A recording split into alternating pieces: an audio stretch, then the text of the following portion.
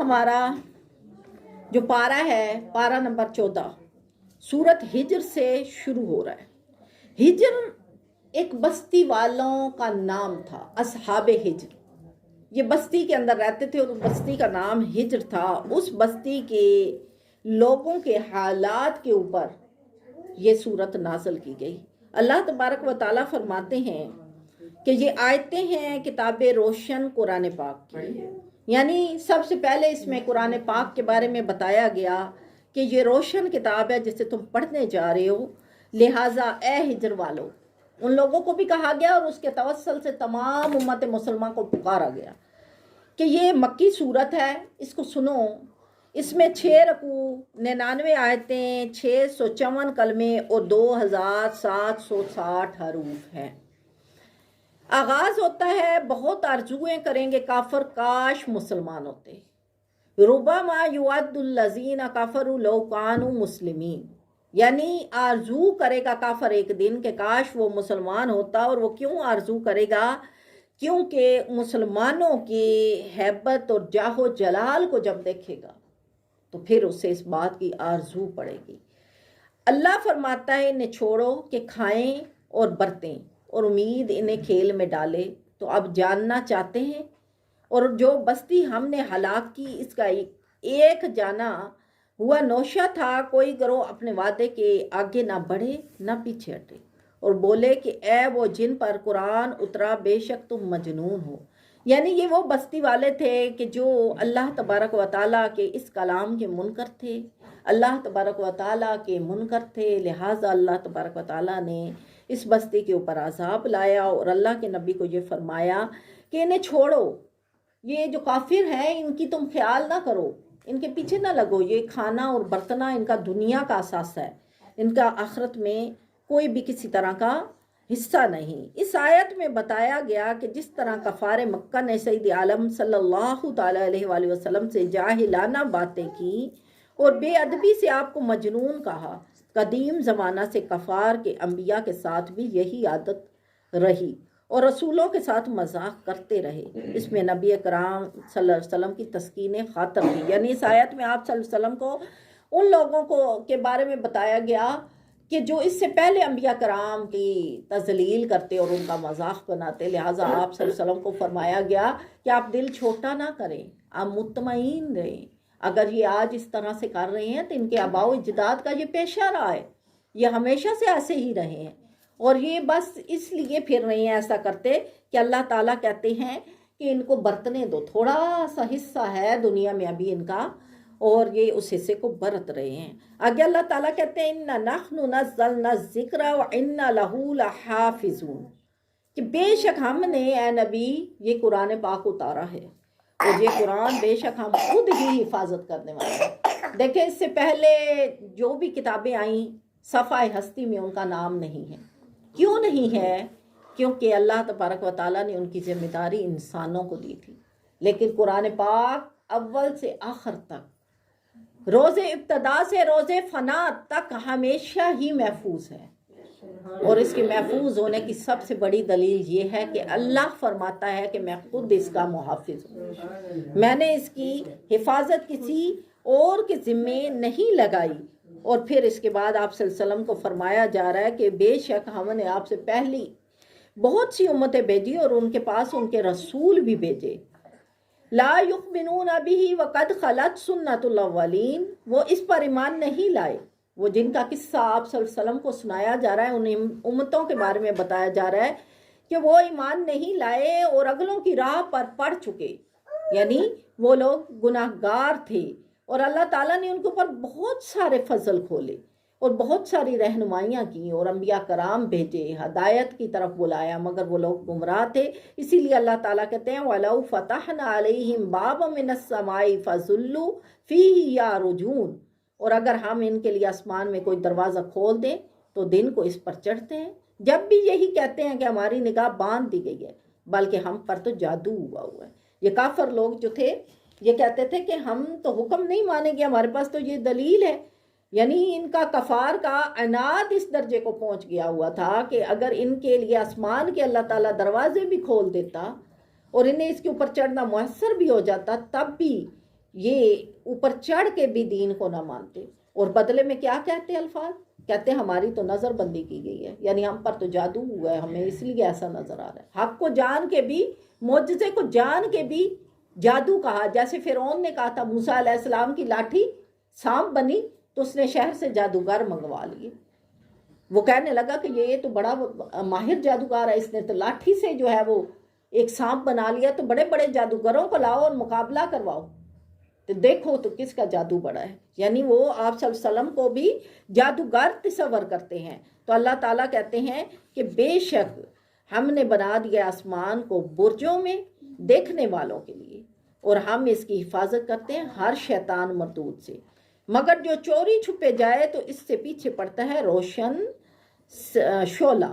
اب یہاں پر یہ جنات کی خبروں کی نفی کی جا رہی ہے۔ اللہ تبارک و تعالیٰ کہتے ہیں اِلَّا مَنِ اسْتَرَقَ السَّمْعَ فَأَتْبَعَهُ شِهَابٌ مُبِينٌ، مگر جو چوری چھپر جائے تو پھر وہ کیا کرتا ہے، اس کے پیچھے ایک شعلہ ہو جاتا ہے۔ اس کے بارے میں کیا ہے کہ پہلے جنات جاتے تھے، چھٹے آسمان تک جاتے تھے، پرواز کرتے ہوئے چھٹے آسمان تک جاتے تھے، اور اوپر ساتویں آسمان پر جو کلمیں چل رہی ہوتی تھی نا، ان کی آوازیں بھی سنتے تھے، اور جب کوئی فرشتہ ادھر سے گزرتا تھا تو وہ آپس میں فرشتے ڈسکس کر رہے ہوتے تھے جو اللہ کا پیغام ہوتا تھا، تو جنات ان کے اس پیغام کو سن کے آتے اور اپنے عملوں کو آگے بتاتے کہ آسمان کے اوپر فلاں کی تقدیر کا یہ فیصلہ ہوا ہے، فلاں کے بارے میں یہ کیا جا رہا ہے، تو وہ جو عامل تھے وہ پھر لوگوں کو دیتے تھے، اور دنیا میں کیا ہوتا تھا، فساد ہو جاتا تھا۔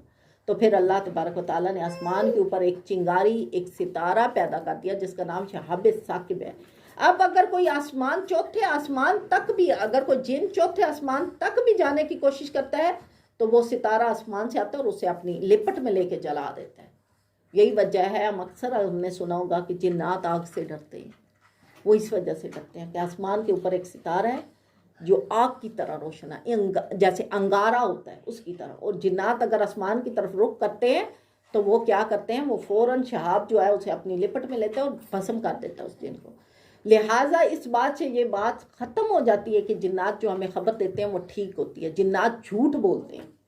جو ہمیں بتایا جاتا ہے نا کہ میرے کو بڑے جن نے، وہ سب کچھ دس دن قرآن کہہ رہا ہے کہ اگر وہ چوری چھپے سننے جائیں تو ان کے پیچھے پڑتا ہے روشن شعلہ، وہ نہیں سن سکتے، وہ صرف اندازہ لگاتے ہیں، کبھی کبھی تکا ان کا صحیح ہو جاتا ہے اور کبھی کبھی کیا ہوتا ہے کہ تکا غلط ہو جاتا ہے، لیکن ان کے پاس کوئی علم نہیں ہے بلکہ وہ جھوٹ گڑھتے ہیں۔ اللہ تعالیٰ کہتے ہیں اور ہم نے زمین پھیلائی اور اس میں لنگر ڈالے اور اس میں ہر چیز اندازے سے اگائی۔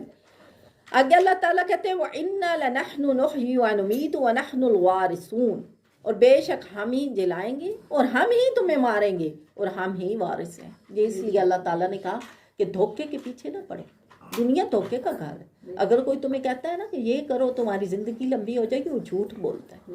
اگر کوئی کہتا ہے کہ تم یہ کرو فلاں عامل کے پاس جاؤ تمہارے یہ کام ہو جائیں گے، وہ کام ہو جائیں گے، وہ جھوٹ بولتا ہے، بلکہ اللہ کے حکم کے بغیر ایک پتا بھی نہیں ہلتا۔ اللہ تعالیٰ کہتا ہے کہ ہم ہی وارث ہیں اس دنیا کے، ہمیں معلوم ہے جو تم آگے بڑھے اور بے شک ہمیں معلوم ہے جو تم پیچھے رہے، اور بے شک تمہارا رب ہی انہیں قیامت میں اٹھائے گا، بے شک وہی علم والا حکمت والا ہے۔ اور پھر اللہ تعالیٰ کہتا ہے وَإِذْ قَالَ رَبُّكَ لِلْمَلَائِكَةِ إِنِّي خَالِقٌ بَشَرًا مِّن صَلْصَالٍ مِّنْ حَمَّامٍ مَّسْنُونٍ، اور یاد کرو جب تمہارے رب نے فرشتوں سے فرمایا کہ میں آدمی کو بنانے والا ہوں بجتی مٹی سے جو بدبودار سیاہ گارے سے بنی۔ جب آدم علیہ السلام کو پیدا کیا گیا نا تو اللہ تبارک و تعالیٰ نے جبرائیل امین سے کہا کہ جہاں پر حضرت آدم علیہ السلام کے لیے نا عرفات سے مٹی اٹھا کے لا، جہاں پر انہیں اتارا گیا تھا وہاں سے وہ فرشتہ مٹی اٹھا کر لایا، تو اللہ تبارک و تعالیٰ نے کہا کہ اس کے اوپر اب 39 دن تک غم کی بارش برسا، اس کے اوپر 39 دن تکلیفوں کی، غم کی بارش ہوتی رہی۔ پہلے دن دکھ ہوا، دوسرے دن اذیت ہوئی، تیسرے دن دل ٹوٹنے کی بارش ہوئی، چوتھے دن بیماری کی بارش ہوئی، پانچویں دن جو ہے حادثوں کی بارش ہوئی، کرتے کرتے پورے 39 دن غموں ہی کی بوچھاڑ اس مٹی پہ ہوتی رہی، اور پھر جب 40واں دن تھا تو اس کے اوپر خوشی کی بارش برسائی گئی۔ اسی وجہ سے انسان کی زندگی میں خوشیاں کم اور غم زیادہ ہیں۔ تو اللہ تبارک و تعالیٰ کی حکمت یہ ہے کہ وہ جس مٹی سے جو اس مٹی سے بنایا گیا ہے اس کے اوپر آزمائشیں زیادہ آتی ہیں. کیوں آتی ہیں؟ کہ آخر میں اسے خوشی ملے گی. یہ جو آخر میں خوشی کی بارش برسائی گئی نا، یہ بارش جنت کی تھی، یہ خوشی کی بارش تھی. تو جب 39 دن جو ہے وہ غم کی بارش برسائی گئی، تو آخر میں مومن کو یہ پوائنٹ دیا گیا کہ اے مومن، فَإِنَّ مَعَ الْعُسْرِ يُسْرًا، ہر تنگی کے ساتھ آسانی ہے. کہ اب تیرے غموں کے بعد تیرے پاس جو جنت آنے والی ہے وہ دائمی ہے، وہ کبھی بھی ختم نہیں ہو جائے گی. تو اللہ تعالیٰ کہتے ہیں کہ میں نے تمہیں بجتی مٹی سے بنایا جو کہ ایک گارے کی شکل میں تھی، اور اس گارے میں اللہ تعالیٰ نے کبھی کبھی کہا کھنکدار گارا، کبھی سرخ گارا، کبھی سیاہ گارا. یہ گارے کی وجہ سے ہی ہماری رنگتیں مختلف ہیں، کہ جو جس مٹی سے بنا اس کی رنگت بھی ویسی ہی بنائی گئی. تو اللہ تبارک و تعالیٰ نے یہاں پر انسان بنانے کے لیے جو مرحلہ پیش ہوا اس کے بارے میں بتایا. اور پھر جو جب آدم علیہ السلام کو بنا لیا گیا تو پھر جو سجدے کا حکم دیا گیا فرشتوں کو، پھر اس کے بارے میں اللہ تبارک و تعالیٰ کہتے ہیں فَإِذَا سَوَيْتُهُ وَنَفَخْتُ فِيهِ مِن رُوحِي فَقَعُوا لَهُ سَاجِدِينَ، تو جب میں اسے ٹھیک کر لوں تو اس میں اپنی طرف سے خاص معزز روح پھونک دوں تو اس کے لیے سجدے میں گر پڑنا. یہ سجدہ جو تھا یہ اللہ کے حکم کا سجدہ تھا. ذہن میں رکھیں کہ جو سجدہ انکار ہوا وہ حکم کا سجدہ تھا. شکر کا سجدہ بعد میں ہوا، اور شکر کا سجدہ فرشتوں نے پہلا جو سجدہ کیا وہ اللہ کے حکم پہ کیا تھا. آدم علیہ السلام کو جو اللہ نے کہا کہ سجدہ کرو، وہ اصل میں آدم کو سجدہ نہیں تھا، وہ سجدہ اللہ کے حکم کو تھا کہ اس نے کہا سجدے میں جاؤ تو سب سجدے میں گر گئے.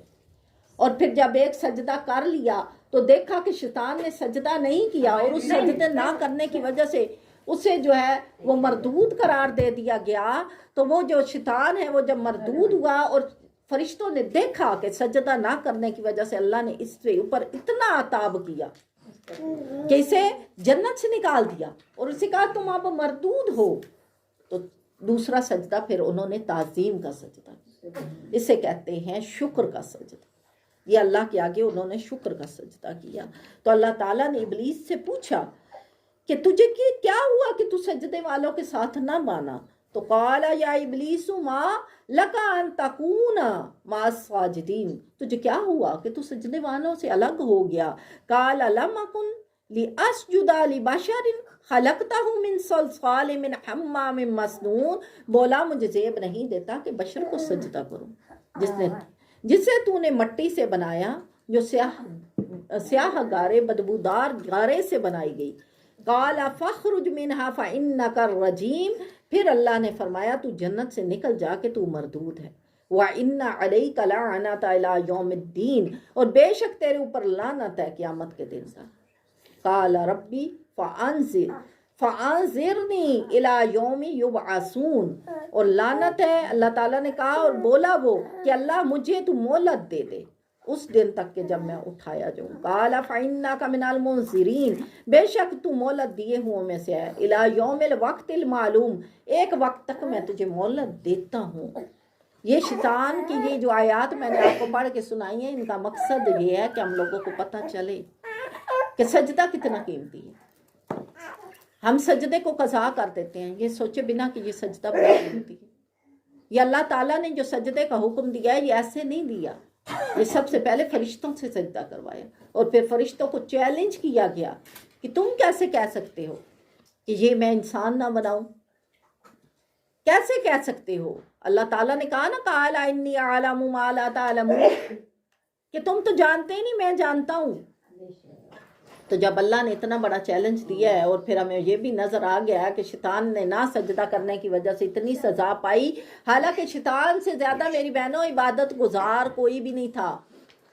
یہ ذہن میں رکھو، یہ وہ شیطان ہے جس کا اصل نام عزازیل تھا، اور اس کا یہ عزازیل نام فرشتوں کی نسبت سے دیا گیا تھا، کیونکہ بڑے فرشتے جو مقرب فرشتے ہیں ان کا نام حضرت جبرائیل، اس کے بعد حضرت اسرافیل، حضرت میکائیل، حضرت عزرائیل، اور پھر عزازیل. اللہ نے فرشتوں کی نسبت سے اس کو نام دیا تھا، اتنا تو معزز تھا کہ فرشتوں کے ساتھ اس کا نام لیا. اور پھر فرشتوں کے اوپر استاد تھا.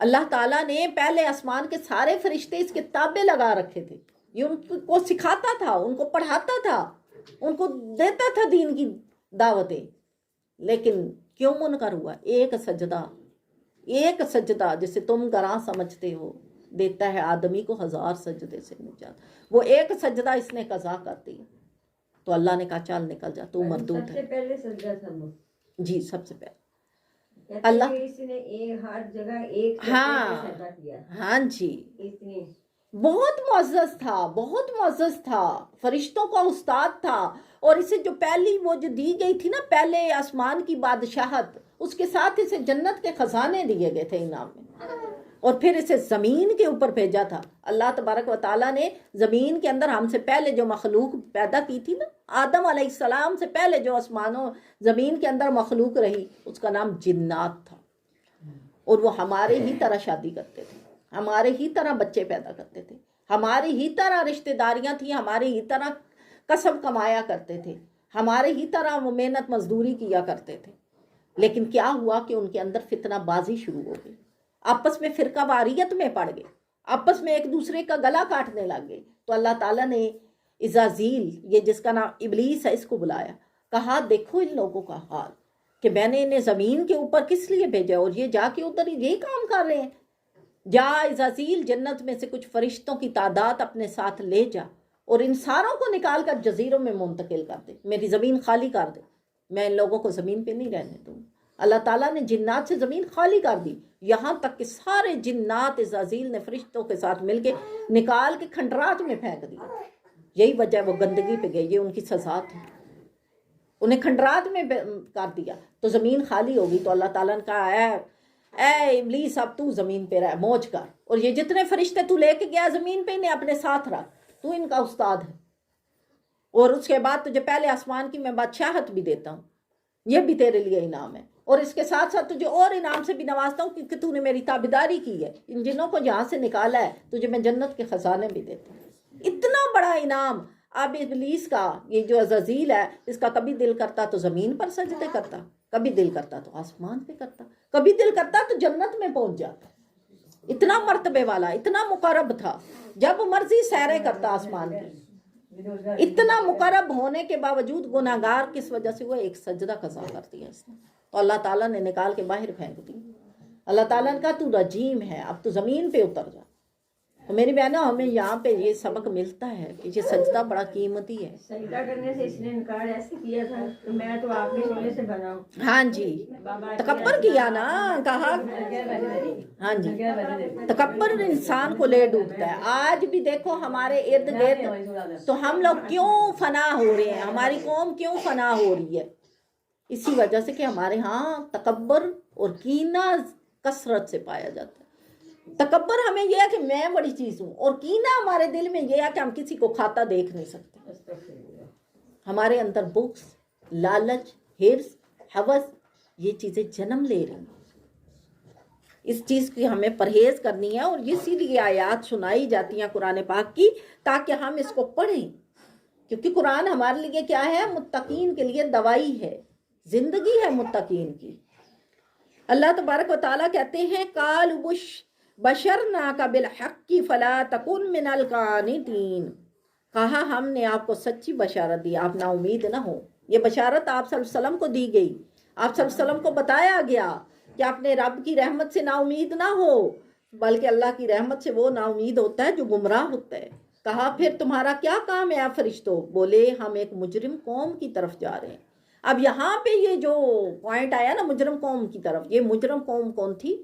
یہ مجرم قوم لوط علیہ السلام تھی، ان کا ذکر ہوا۔ اور یہ کس وقت انہوں نے کہا تھا کہ ہم مجرم قوم کی طرف جا رہے ہیں؟ جب اللہ کے پیارے خلیل جن کا نام حضرت ابراہیم علیہ السلام تھا، ان کو فرشتے بیٹے کی خوشخبری سنانے کے لیے گئے، تو انہوں نے ان سے پوچھا کہ کیا تم اس وقت مجھے بیٹے کی خوشخبری دو گے کہ جب میں بوڑھا ہو چکا ہوں، جب میں بڑھاپے کی بدترین سٹیج پہ آ گیا ہوں؟ تو انہوں نے کہا کہ بے شک اللہ ایسے ہی پیدا کرتا ہے۔ پھر وہ کہنے لگے کہ اچھا بتاؤ پھر اس کے بعد کہاں جانے کا ارادہ ہے؟ تو انہوں نے کہا کہ ہم ایک قوم کی طرف جا رہے ہیں کہ جو نافرمان تھی، اور اللہ کا حکم ہے کہ انہیں جا کر تباہ و برباد کر دو۔ قالوا انا ارسلنا الى قوم مجرمین الا آل لوط انا لمنجوہم اجمعین. اللہ تعالیٰ کے فرمان فرما رہے ہیں کہ اس قوم کے یہ فرشتے جو اس قوم کی طرف بھیجے گئے یہ کہتے ہیں کہ ہم ایک ایسی قوم کی طرف جا رہے ہیں کہ جو مجرموں کی قوم ہے، مگر لوط کے گھر والے ان کو ہم بچا لیں گے. الا امرأتہ قدرنا انا لمن الغابرین، مگر اس کی عورت ہم اسے ٹھہرا چکے ہیں کہ پیچھے رہ جانے والی. یہاں سے بات سمجھو میری بہنوں، یہ بات سمجھنے والی ہے. عورت صدیوں سے نافرمان چلی آئی ہے.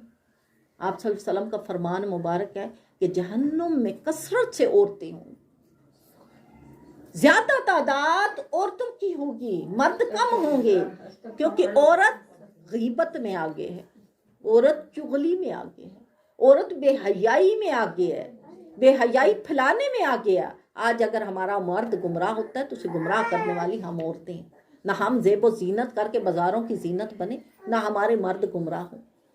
ہم پردے سے رہیں تو ہمارے مرد صحیح رہیں. تو اسی لیے جہنم میں کثرت عورت کی ہے. اور یہاں بھی دیکھ لے کہ فتنہ باز عورت ہی ہے کہ جب لوط علیہ السلام کے پاس فرشتے آئے تو ان کی بیوی نے جا کے اس قوم کو بتایا کہ جاؤ جاؤ لوط علیہ السلام کے پاس تو اس طرح سے لڑکے آئے ہیں، جاؤ ان کے سب بدکاری کرو. بدکاریوں پہ لگتی بھی ہے، لگاتی بھی ہے. عورت بدکاری کرتی بھی ہے اور دوسروں کو دعوت بھی دیتی ہے. عورت کے اندر اتنا فتنہ ہے. تو اللہ تعالیٰ نے اس بات سے باز رہنے کا حکم فرمایا. یہ جو ہم قرآن پاک میں آیات پڑھتے ہیں اس کا مقصد یہ ہوتا ہے کہ ہم باز آ جائیں ان تمام باتوں سے.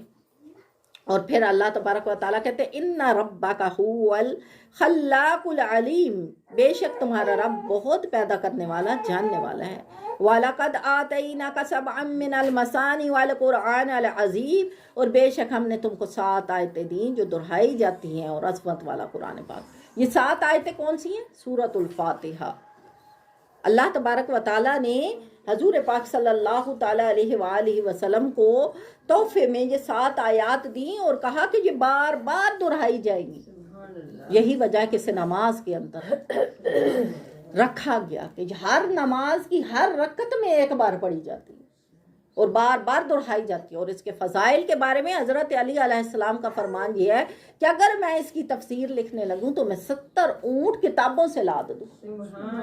یہ اتنی بڑی تفسیر ہے جو ہمارے لیے اس میں اعظم سے بھی بڑھ گیا ہے. آگے سورہ نحل شروع ہو جاتی ہے اور نحل کہتے ہیں شہد کی مکھی کو.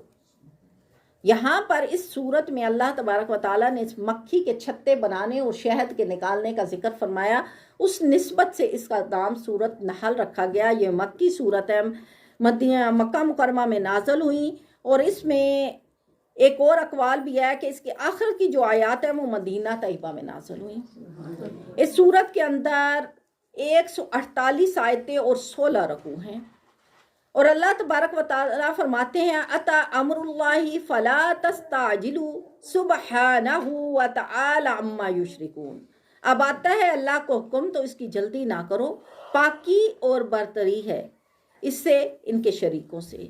خلق السماوات والارض بالحق تعالی عما یشرکون. اللہ تبارک و تعالیٰ فرماتے ہیں اس نے آسمان اور زمین بجا بنائے اور وہ ان کے شرکوں سے بدتر ہیں.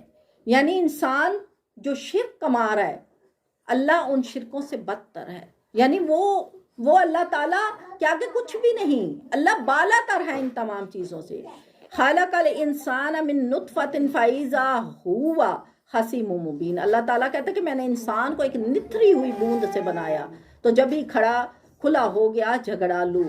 والانعام خلقها لکم فیہا دفء ومنافع ومنها تاکلون. اور چوپائے پیدا کیے تمہارے لیے تاکہ وہ گرم لباس بنائیں تمہارے لیے اور کھانے کی اشیاء. دیکھیں جانوروں میں ہمارے لیے کتنی زیادہ فضیلتیں ہیں کہ جانور ہمارے لیے اتنے فائدے کا باعث بنتی ہیں. کسی جانور کا ہم دودھ پیتے ہیں، کسی کا ہم گوشت کھاتے ہیں، کسی کے کھال سے ہم کپڑے، لباس، بیگ، پتہ نہیں کیا کچھ بناتے ہیں. تو اللہ تعالیٰ کہتے ہیں کہ دیکھو تمہارے لیے کیا فائدہ ہے. پھر ان میں سے کسی کے اوپر ہم اپنا بوجھ لا دیتے ہیں. تو یہ تمام چیزیں بنائی گئی ہمارے فائدے کو. اور اللہ تعالیٰ کہتے ہیں کہ پھر تمہارے لیے زینت ہے.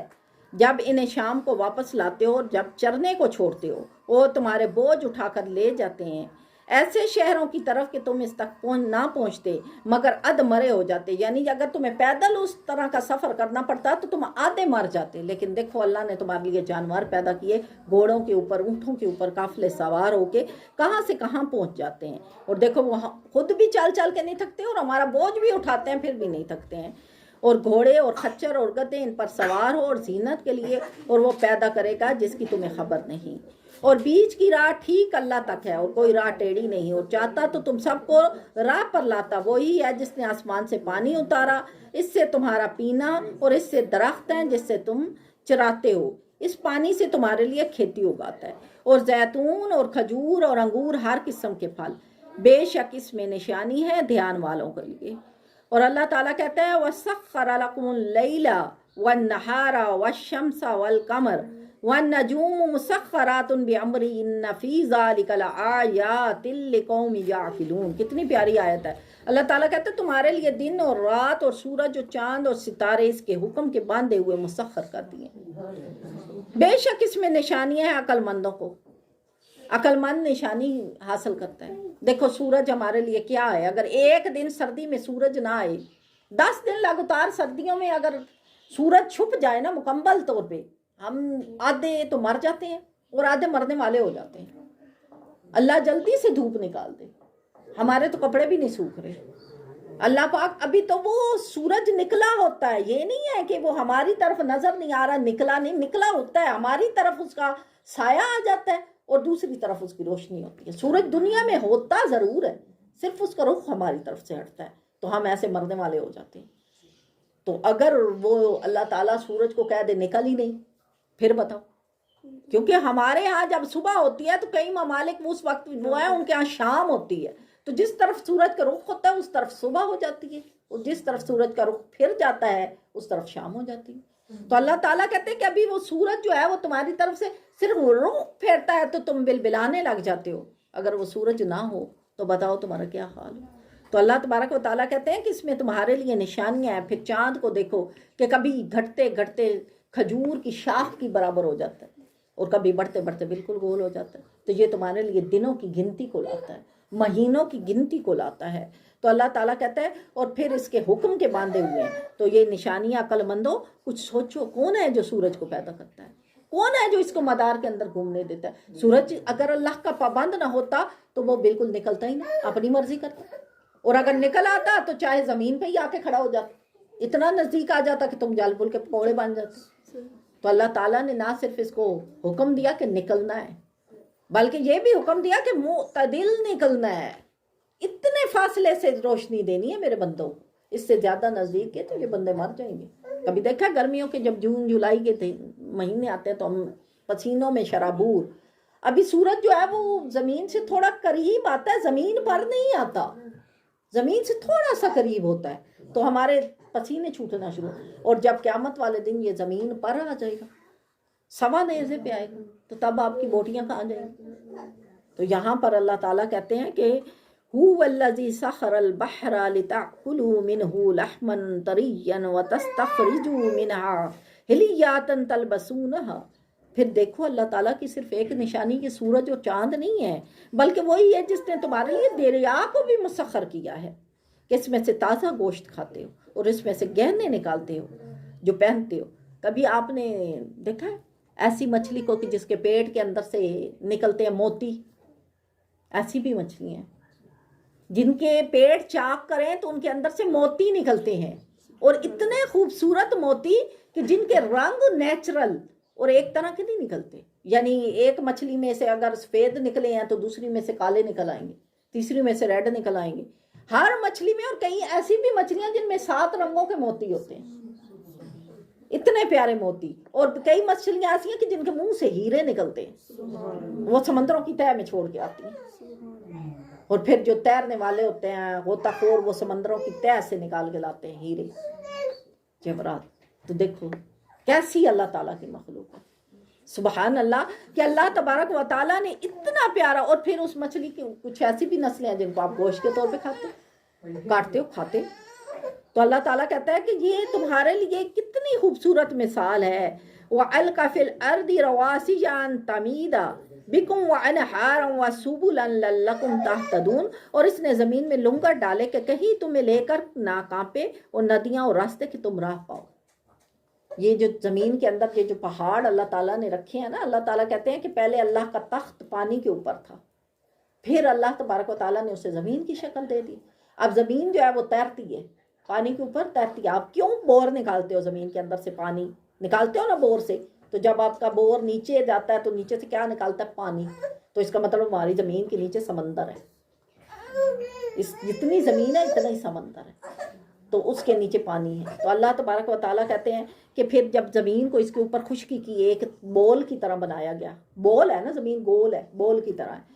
تو اب کیا تھا کہ اگر تم بول کے اوپر کھڑے ہو، ایسے فٹ بال رکھو تو تم اوپر ایسے کھڑے ہو تو وہ تمہیں لڑک جائے گا، تم پاؤں ادھر رکھو گے وہ ادھر گھوم جائے گی، ادھر رکھو گے پھر ادھر گھوم جائے گی۔ تو زمین بھی ایسے بول کی طرح گول تھی، اگر تم اللہ تعالیٰ اس کے کونوں کے اوپر پہاڑ نہ رکھتا تو پھر وہ گھومتی رہتی۔ تو اللہ تعالیٰ نے اس کے نا چاروں کونوں کے اوپر پہاڑ رکھے تاکہ وہ ایک طرف جھک نہ جائے، وہ ان پہاڑوں کے وزن سے ایسے سیدھی رہتی تاکہ تم اس کے اوپر چلتے ہو۔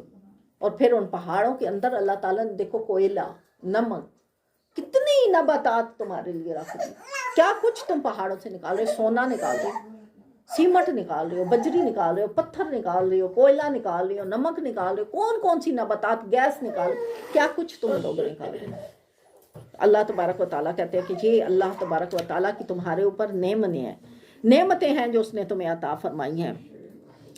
افمن یخلق کمن لا یخلق افلا تذکرون، تو کیا جو بنائے وہ ایسا ہو جائے گا جو نہ بنائے؟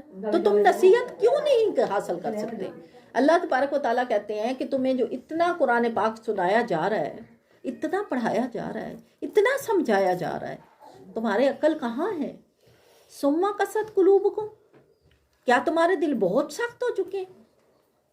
اتنے سخت کہ جیسے پتھر ہوتے ہیں، پتھروں سے بھی زیادہ سخت۔ اللہ تعالیٰ کہتا ہے کہ پتھر بھی وہ ہیں کہ جب میں حکم کرتا ہوں تو ان کے اندر سے اللہ تبارک و تعالیٰ پانی جو ہے وہ نکال دیتا ہے۔ تو اللہ تعالیٰ کہتا ہے الہکم الہ واحد، تمہارا معبود صرف ایک اللہ ہے، اس کے علاوہ کسی کو اپنا معبود نہ بناؤ۔ فالذین لا یؤمنون بالآخرۃ قلوبہم منکرۃ وہم مستکبرون، اور وہ جو آخرت پر ایمان نہیں لاتے ان کے دل منکر ہیں اور وہ مغرور ہیں اس بات پر، اس بات کے اوپر ان کا بھروسہ نہیں۔ اللہ تعالیٰ کہتا ہے کہ قیامت کے دن اپنے بوجھ انہیں اٹھانے پڑیں گی، اور وہ جو اپنی جہالت کی وجہ سے انہوں نے بوجھ بنائے ہیں وہ کسی اور پہ نہیں ڈال سکیں گے۔ اللہ تعالیٰ کہتے ہیں پھر قیامت کے دن انہیں اللہ رسوا کرے گا اور پوچھے گا اب بتاؤ وہ تمہارے شریک کہاں ہیں جنہیں تم اللہ تبارک و تعالیٰ کے سامنے شرکت کے لیے بنائے کھڑے تھے۔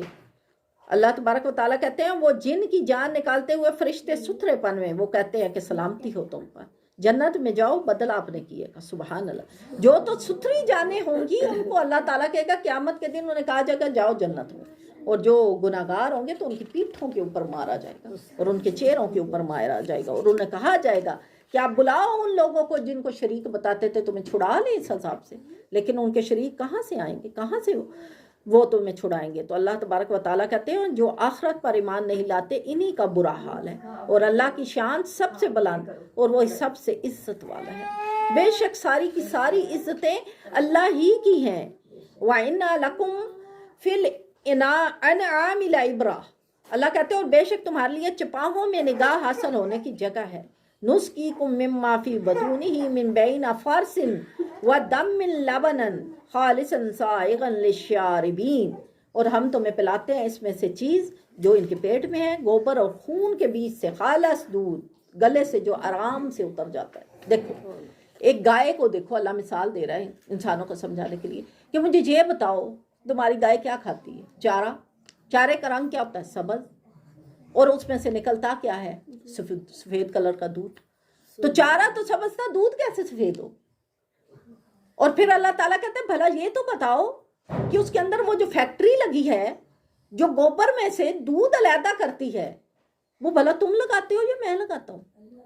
دیکھو کہ گوبر کے پاس سے تم گزرو گے تمہیں گھن آئے گی، تمہارا دل نہیں چاہے گا اس کے پاس گزرنے سے، تمہارے کپڑوں کو لگے گا تمہارا کپڑا ناپاک ہو جائے گا، اور دودھ دیکھو کتنا پاکیزہ ہے کہ اس کو تم پیتے ہو، تو وہ بھی تو اسی پیٹ میں ہے نا۔ اللہ تعالیٰ کہتے ہیں وہی انتڑیاں ہیں، وہی منہ ہے، وہی میدا ہے جس میں وہ گوبر جاتا ہے، وہ جو پٹھے کھاتی ہے، وہ جو گھاس چرتی ہے، وہ اسی میدے میں جاتا ہے، اسی میں سے ہاضمہ ہوتا ہے۔ پھر اللہ تعالیٰ نے ایک چھلنی لگا رکھی ہے جس میں وہ گوبر پڑتا ہے، وہ ہضم ہوتا ہے تو اس میں سے سفید دودھ بن کے نکلتا ہے۔ تو اللہ تعالیٰ کہتا ہے کہ بتاؤ تم اس کو دودھ بناتے ہو یا ہم بناتے ہیں؟ تو تم بتاؤ کہ تم کیا کرتے ہو۔ وَمِنَ الثَّمَرَاتِ النَّخِيلِ وَالْأَعْنَابِ تَتَّخِذُونَ مِنْهُ سُقَارًا وَرِزْقًا حَسَنًا إِنَّ فِي ذَلِكَ لَآيَاتٍ لِقَوْمٍ يَعْقِلُونَ۔ اللہ تعالیٰ کہتے ہیں کہ بے شک کھجور انگور کے پھلوں میں اس کے نیند بناتے ہیں اور اچھا رزق، بے شک اس میں نشانی ہے عقل والوں کے لیے۔ اللہ تعالیٰ کہتے ہیں بتاؤ نا، وہ انگور جو زمین سے اگتے ہیں وہ کون اگاتا ہے؟ میں ہی اگاتا ہوں نا۔ وہ کھجور جو تم کھاتے ہو، اور اللہ تبارک و تعالیٰ کہتے ہیں وَأَوْحَى رَبُّكَ إِلَى النَّحْلِ أَنِ اتَّخِذِي مِنَ الْجِبَالِ بُيُوتًا وَمِنَ الشَّجَرِ وَمِمَّا يَعْرِشُونَ۔ اور جب تیرے رب نے وحی کی شہد کی مکھی کی طرف سے کہ پہاڑوں میں گھر بنا اور درختوں میں چھتے بنا، ثُمَّ كُلِّ مِن كُلِّ الثَّمَرَاتِ فَاسْلُكِي سُبُلَ ذَلِكَ رَبِّكَ ذُلُولًا۔ اللہ تبارک و تعالیٰ کہتے ہیں کہ پھر تیرے رب نے اس مکھی سے کہا کہ اپنے رب کی راہ پر چل، تیرے لیے نرم آسان ہے، اور اس کے پیٹ سے ایک پینے کی چیز پیدا کی، رنگ برنگی نکلتی، جس میں لوگوں کی تندرستی ہے، بے شک اس میں نشانی ہے دھیان کرنے والوں کے لیے۔ دیکھو اتنی سی مکھی بھی رب تعالیٰ کی طلبدار ہے، رب تعالیٰ کی تابعدار ہے۔ اللہ حکم کرتا ہے مکھی چل سارے پھولوں میں سے رس چوس، اور ہر نباتات پہ بیٹھ، ہر جڑی بوٹی پہ بیٹھ، اور پھر اپنے اندر شہد بنا اور نکال اس کو باہر، اور تمہیں کہتا ہے کہ اس کو پیو، اس میں تمہارے لیے شفا ہے، تمہارے لیے شفا ہے۔ تو بھلا بتاؤ کہ جب اتنی سی مکھی رب کی نافرمانی نہیں کرتی تو اتنا بڑا انسان ہو کہ اللہ کا نافرمان ہے۔ اللہ تبارک و تعالیٰ کہتے ہیں الحمدللہ بل اکثرہم لا یعلمون۔ کہو اللہ تیرا شکر ہے، اللہ تیری تعریف ہے، اللہ تیری حمد ہے، تو سب سے بالاتر ہے، تو سب سے اعلیٰ ہے، تو سب سے عظیم ہے، تو سب سے بڑا عظمت والا ہے، سب سے بزرگ ہے، سب سے رحمان ہے، سب سے مہربان ہے۔ اور تب تعریف کرنے کے ساتھ ساتھ یہ جان لو کہ اکثر یہ جانتے نہیں ہیں کہ ان کے رب نے ان کے اوپر کتنے احسان کیے ہیں۔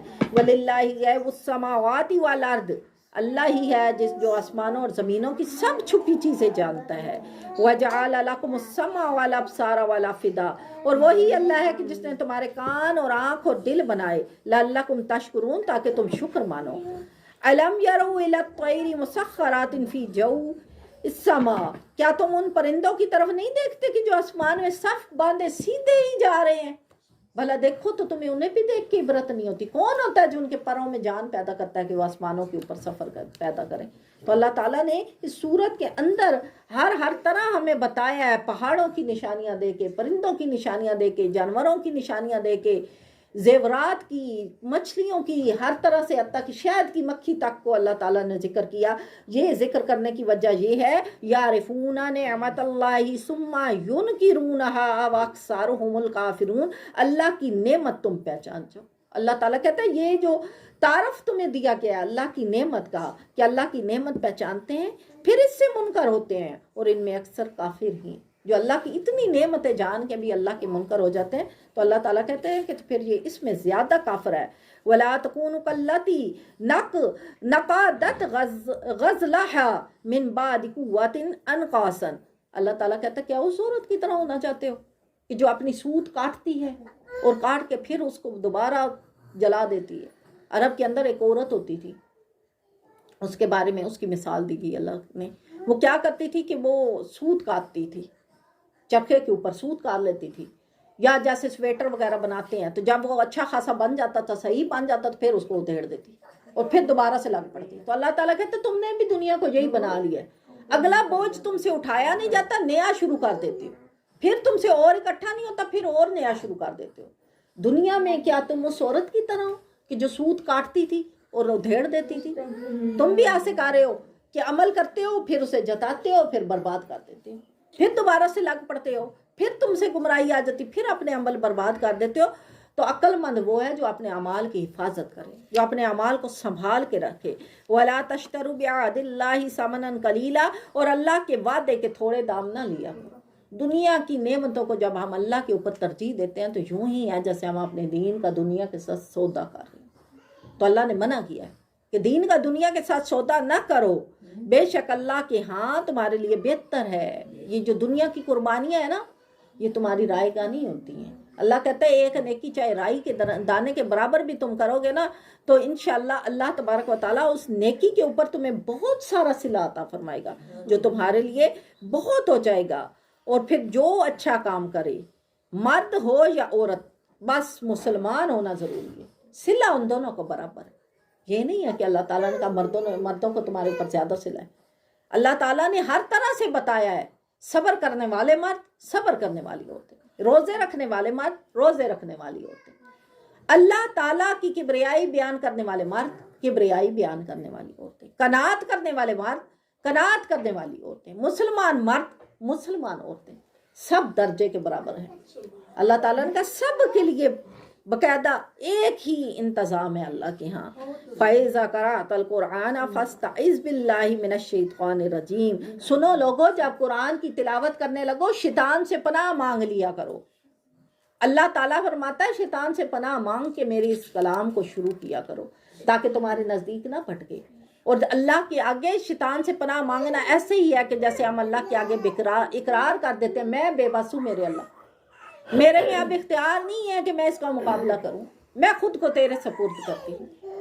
اور پھر اللہ تعالیٰ کہتا ہے کہ جب تو ایسے قرآن پڑھے نا کہ تو کہے کہ اللہ میں خود کو تیرے سپرد کرتا ہوں، تو پھر میں تیرے دل میں اس قرآن کے لیے جگہ پیدا کر دیتا ہوں اور پھر تیرے اندر قرآن آتا ہے، پھر تیری زبان قرآن بولتی ہے، تیرے کان اس کو ایکسیپٹ کرتے ہیں، تیرا جسم اس کے تابع ہو جاتا ہے. اور یہی وجہ ہے کہ مومن پھر مرد مجاہد بن جاتا ہے. اسے اپنی جان کی کوئی پرواہ نہیں ہوتی، اسے صرف اپنے ایمان کی پرواہ ہوتی ہے. وہ اپنے ایمان کے اوپر پیچھے نہیں جاتا. وَمَنْ كَفَرَ بِاللَّهِ مِنْ بَعْدِ إِيمَانِهِ إِلَّا مَنْ أُكْرِهَ وَقَلْبُهُ مُطْمَئِنٌ بِالْإِيمَانِ. اللہ تعالیٰ کہتا ہے جو ایمان لا کر اللہ کا منکر ہو سوا اس کے کہ جو مجبور کیا جائے اس کا دل ایمان پر جمع ہو. یہاں پر یہ آیت عمار بن یاسر کے حق میں نازل ہوئی. یہ صحابی تھے اور اللہ تبارک و تعالیٰ کے بہت زیادہ تابعدار بندے تھے. کفار نے ان کی ماں کے اوپر اتنے ظلم کیے، ان کی والدہ کے اوپر اتنے ظلم کیے کہ ان کو سخت سے سخت ایذائیں پہنچائی تاکہ یہ اسلام سے پھر جائیں، لیکن یہ حضرات نہ پھرے. کسی بھی طرح سے ان کی بے رحمیوں کے آگے جو ہے ہتھیار نہ ڈالے کہ آخر کار انہوں نے انہیں قتل کر دیا. اور پھر جب عمار بن یاسر کو بہت زیادہ تکلیفیں دی گئیں اور یہ تیز چل نہ سکتے تھے کہ وہاں سے دوڑ سکے، تو پھر انہوں نے مجبوراً اتنا مارا نہیں کہ ان کی ٹانگیں حرکت کرنا بند ہو گئی. تو پھر اللہ تبارک و تعالیٰ نے چونکہ قرآن میں حکم کیا ہے کہ اگر تمہاری جان پہ بند آئے نا تو تم اتنا کہہ سکتے ہو کہ ٹھیک ہے میں تمہاری بات مان لیتا ہوں. یہ نہیں کہہ سکتے کہ میں اسلام سے پھرتا ہوں. کوئی ایسا جملہ بولو جس سے وہ تمہاری عزت چھوڑ دے.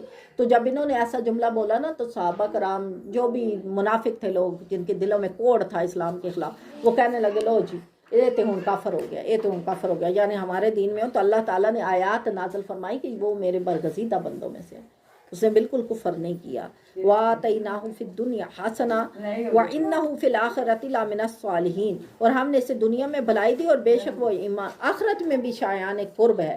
یعنی اللہ تبارک و تعالیٰ کہتے ہیں کہ وہ اللہ پر ایمان لانے والا ہے. اپنے رب کی راہ کی طرف بلاؤ پکی تدبیر اور اچھی نصیحت کے ساتھ. اب یہاں پر علماء کرام کو دعوت دی جا رہی ہے. اللہ تعالیٰ کہتا ہے کہ لوگوں کو حق کی طرف بلاؤ اچھی نصیحت کے ساتھ اور حکمت کے ساتھ، اور کسی سے بحث نہ کرو جو سب سے بہتر ہے. بے شک تمہارا رب خوب جانتا ہے جو اس کی راہ سے بہکا، اور وہ خوب جانتا ہے راہ والوں کو. اور اگر تم سزا دو تو وہی سزا دو جیسی تکلیف پہنچائی تمہیں، اور اگر تم صبر کرو تو بے شک اللہ صبر کرنے والوں کے ساتھ ہے. اللہ تبارک و تعالیٰ کہتے ہیں ان اللہ مع الصابرین، بے شک اللہ صبر کرنے والوں کے ساتھ ہے. اللہ تبارک و تعالیٰ ہمیں صحیح معنوں میں علم دین سیکھنے، سمجھنے اور عمل کرنے کی توفیق عطا فرمائے. آمین.